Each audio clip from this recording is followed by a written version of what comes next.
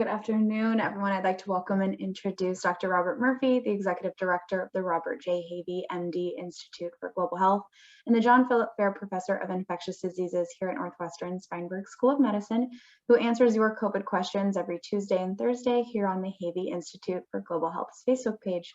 And today, Dr. Murphy will be answering viewer-submitted questions and addressing the latest COVID headlines through today, the 20th of January. And we continue to invite you to submit your questions to us via Facebook at NU Institute for Global Health or via email at globalhealthinstitute@northwestern.edu. And leading the discussion again today is Sophie Piskowski, who is a student research assistant with the Institute. So Sophie, I now turn it over to you. Thank you, Kristen. Hi, Dr. Murphy. Good morning. Now for some updated COVID statistics. We are seeing a slight decrease in overall cases in the United States.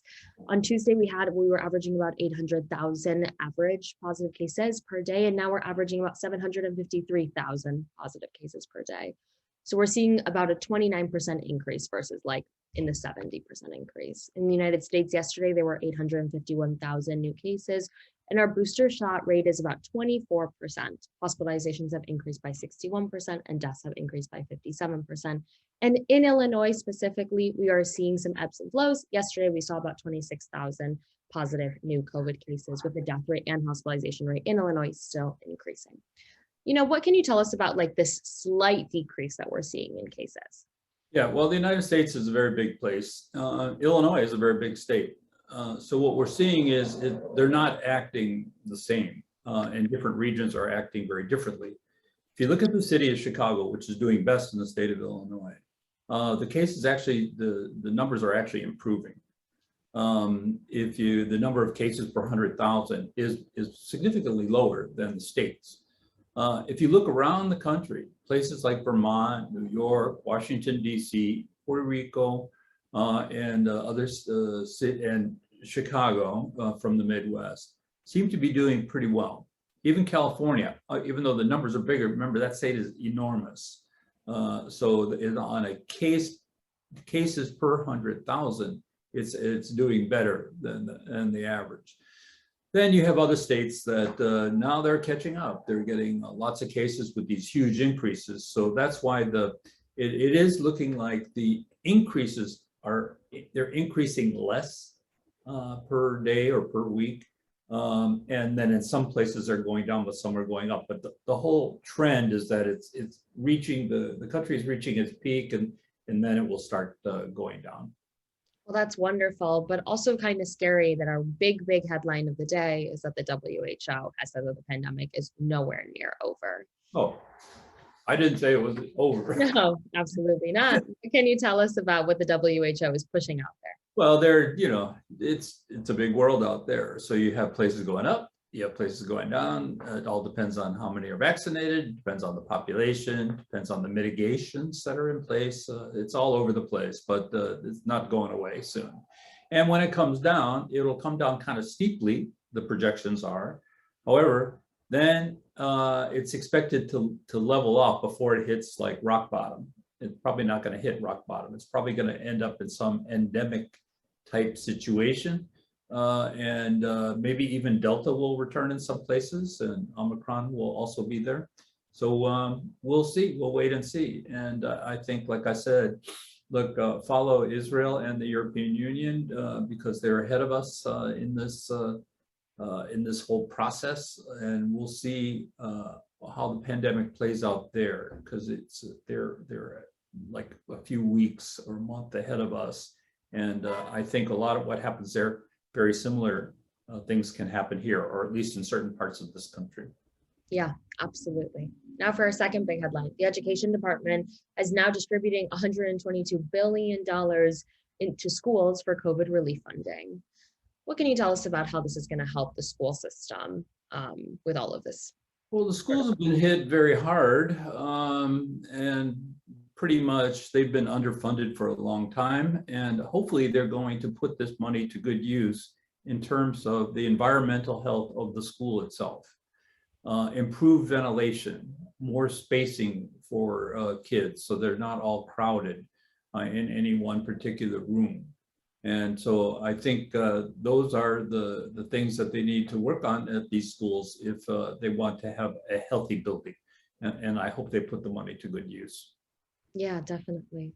And now in connection to this, Illinois is seeing about an 88%, decrease in teacher shortage, et cetera. What can you tell us about the stress that's being put on Illinois schools with teachers? It's very stressful, and bringing the kids back to school at the peak of the pandemic has resulted in thousands of adults and many thousands of children getting COVID. In total, it's like some 8,400 children have gotten infected in schools this year, and over 4,000 adults. And right now, there's 200 adults and over 200 adults in quarantine, and almost 700 children in quarantine. So this is like going back to school had a price, and that's the price that we're paying. So we'll see. The vaccination rate among the teachers is pretty good, but among the kids, the 12 to 17 is still a little bit over half. And the 5 to 11s are really, really behind in approximately 12% or so. So there's a long way to go in the schools to make them really safe. Right, absolutely. And now for our big last COVID headline. The CDC is now warning against and is adding 22 countries that are places that one should not travel to. What can you tell us about that? There are over 100 countries that are on the level 4 list for the United States. Well, the one thing that's missing in here, first of all, it's 100. It's like half the world. All right. So how good is this list anyway? The one country that they don't put on the list is the United States of America, which has one of the highest death rates, has one of the highest case rates, and has Byzantine mitigation rules that vary state by state, and sometimes even city by city. So that's really the issue. Staying here has its risk. Some people actually may be safer if they travel, depending on where you're going. So it's let's just say it's a complete mess out there, but it's a complete mess here in the United States. The United States is one of the worst, having one of the worst times in this pandemic. Compared to other high-income countries, it's doing very badly. Right. It's very upsetting. Well, now for some COVID questions. Dr. Murphy, let's say in this crazy world you were put in charge of the pandemic and you were told that you could do so many things to fix it. What would you do and why? It's pretty simple. Vaccine mandates, not requiring somebody that doesn't want a shot, that's up to them. But similar to what they do in France and other countries around the world, if you're not vaccinated, you basically can't go on public transportation. You can't go on an airplane. You can't go on a train.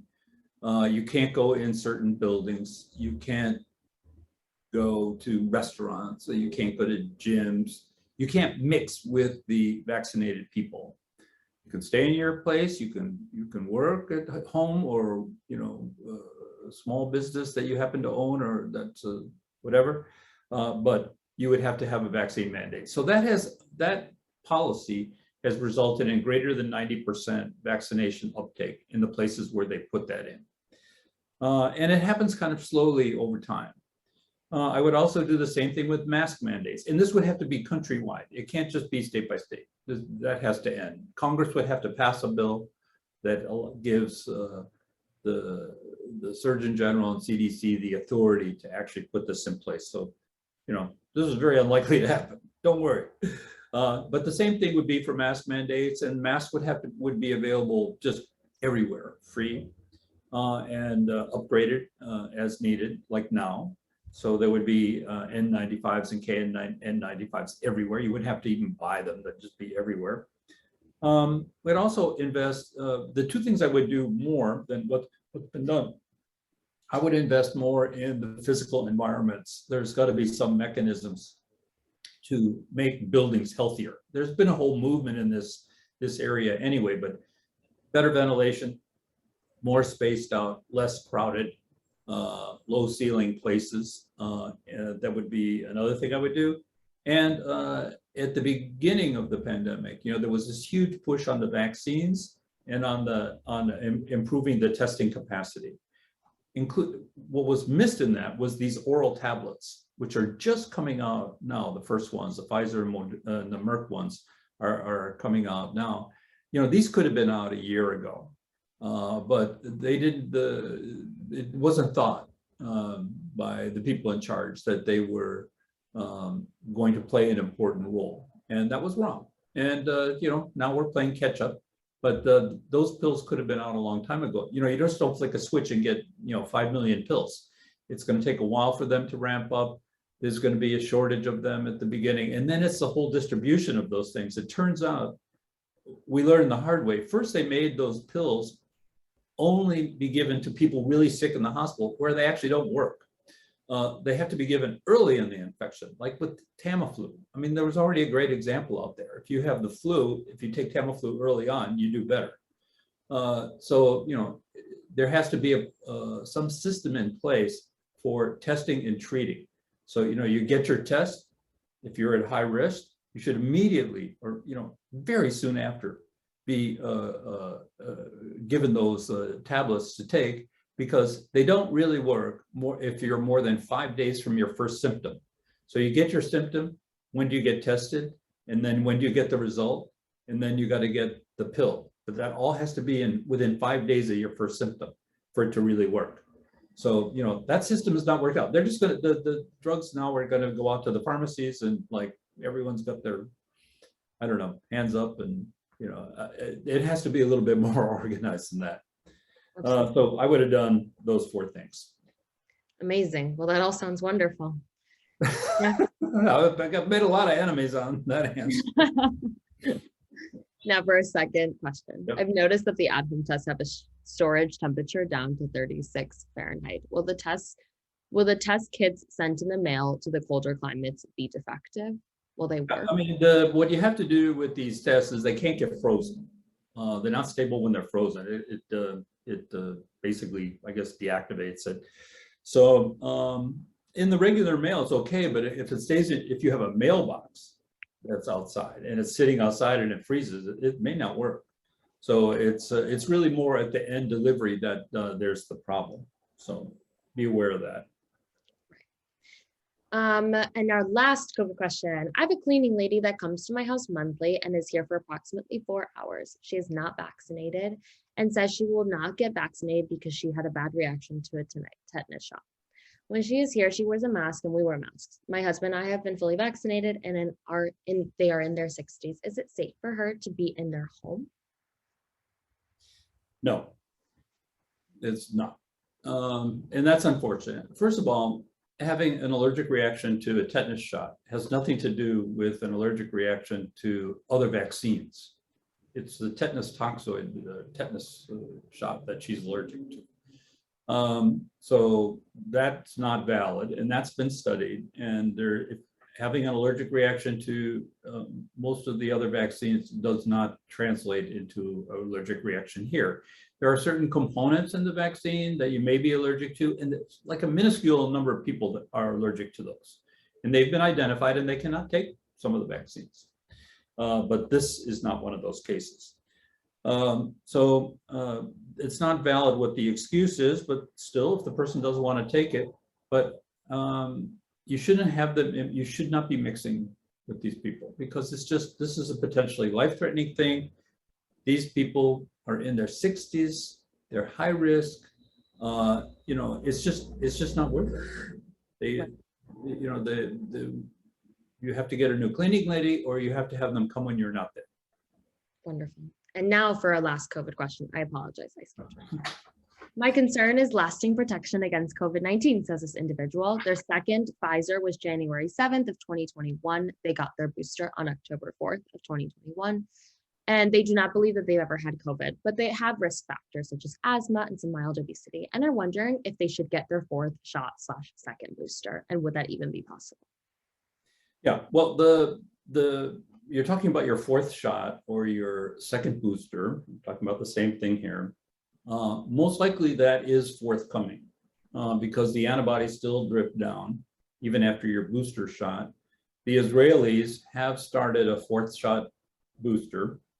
And they found that it didn't protect very well against Omicron, but it's keeping people out of the hospital. And so it remains to be seen when they see the data, the antibody levels, if they drop enough, or other markers of the immune system, when that fourth shot is going to be recommended, or are they going to wait for the version 2 vaccine, which the prototypes anyway should be out by March of this year, so within 2 months.